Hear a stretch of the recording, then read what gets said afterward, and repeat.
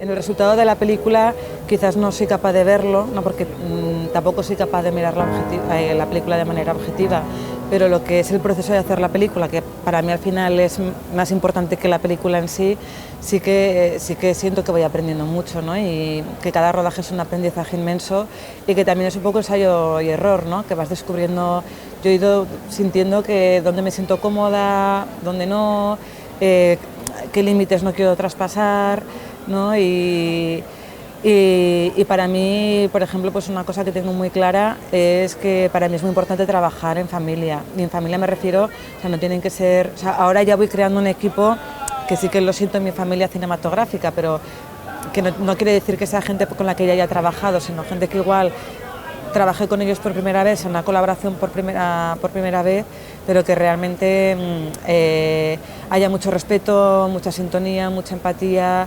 O sea,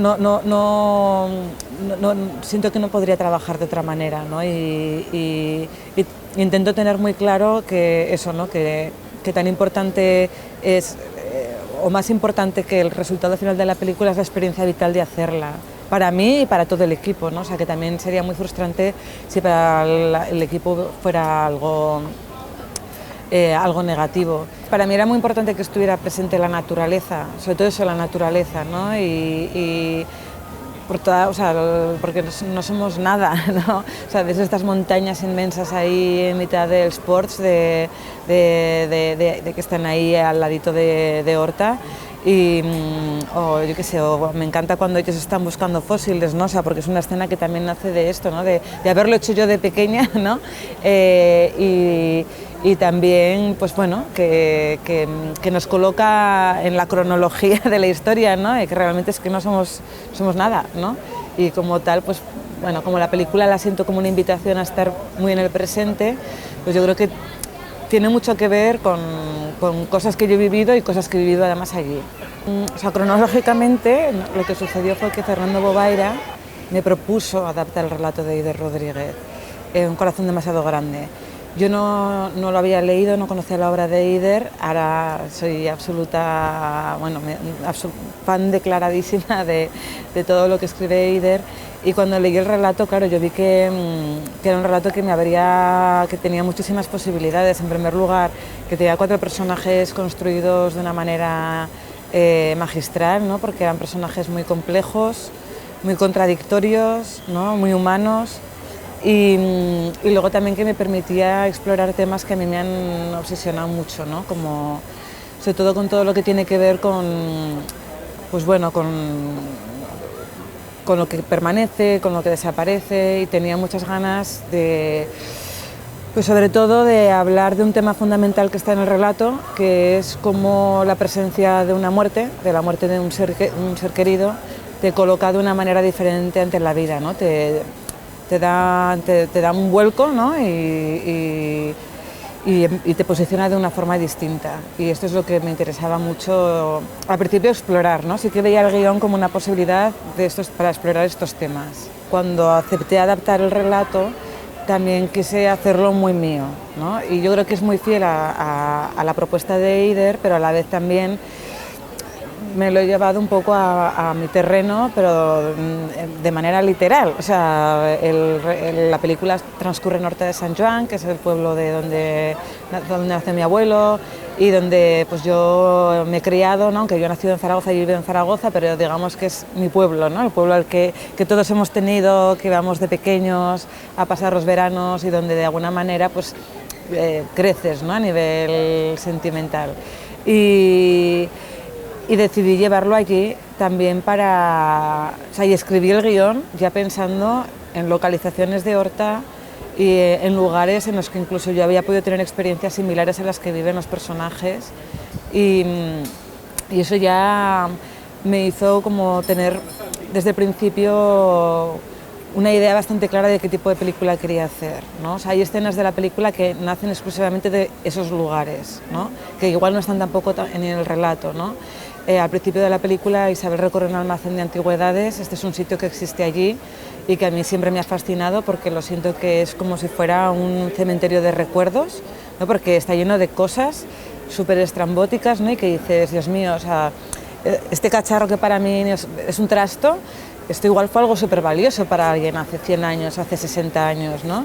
Y un poco pues hablar de como la película quería que hablara sobre lo que permanece, sobre lo que desaparece, lo que perdura, lo que se borra y cuánto aguantamos en la memoria, ¿no?, de nuestra familia, pues sentía que llevarlo allí a Horta era un paso fundamental, ¿no? Y yo creo que todo este ritmo que tiene la película, o sea, viene de los paisajes, del ritmo que me marca a mí, cómo me siento yo cuando estoy allí en Horta de Sant Joan. El casting fue un poco variado, ¿no?, la manera en la que llegamos a ellos, porque por ejemplo en el caso de Patricia yo ya llevaba muchísimo tiempo con ganas de trabajar con ella y realmente es que prácticamente diría que escribí el guión pensando en ella, o sea, tal cual, ¿no? Y bueno, y creo que ha sido una grandísima decisión porque además ha sido una compañera impresionante y bueno, no te puedo decir más que cosas buenas, bueno, en general de toda la experiencia de rodar. Luego en el caso de Julián, para mí es curioso porque bueno, a mí me gusta mucho, me he dado cuenta ahora que ya esta es mi tercera película, como que ya empiezo a ver de qué manera me gusta trabajar, ¿no?, como cosas que voy repitiendo, y una es que aunque sean proyecciones mías, me doy cuenta que me gusta también que el casting, o sea, que los personajes lo interpreten personas que tengan ciertas similitudes con el personaje que hay en el guión, ¿no? Insisto, y aunque sean proyecciones mías, que igual yo me lo estoy imaginando y no es así.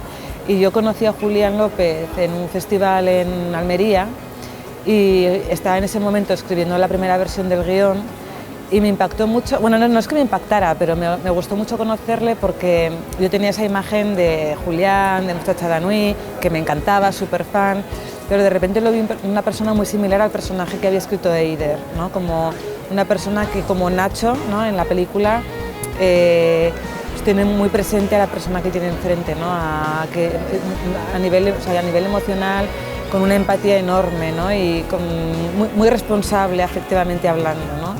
Y yo sentía que Julián era de esta manera y de hecho el juego ha sido también introducir elementos de ellos en la película, ¿no? Y luego en el caso de Antonio fue el personaje más, o sea, fue el actor que más me costó decidir porque es un papel muy complejo, pero yo creo que Antonio, sobre todo lo que me gustaba de él es que yo creo que Antonio es un actor, pues bueno, que quienes lo conocen o en las películas que lo hemos visto, ¿no?, tiene una energía muy bestia, ¿no?, es así como muy animal.